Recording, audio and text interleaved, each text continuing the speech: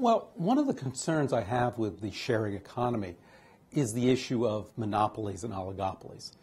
And I think those markets may have a tendency to become monopolies and oligopolies because, one, they are markets. If you're thinking about calling for a car on a car service, you want to go to the car service where there are the most numbers of drivers available. If you are a driver looking to sell into a market, you want to sell your service into the market where there are the most number of people who are going to be purchasing car services that day.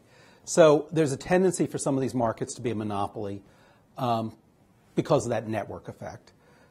Second reason I think they could easily become monopolies, in many cases they have very high fixed costs to set up.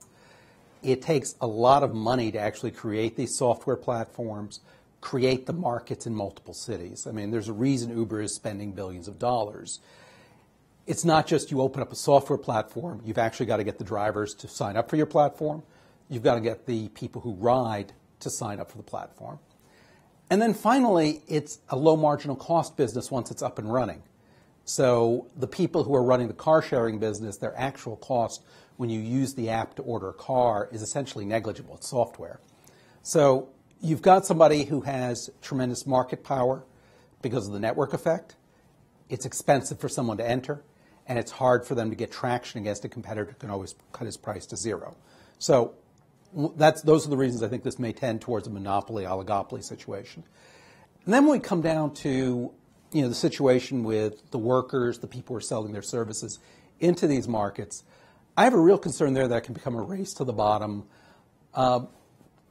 simply because they're dealing with a monopoly buyer of their services. They've got a very powerful company that has a great deal of market power.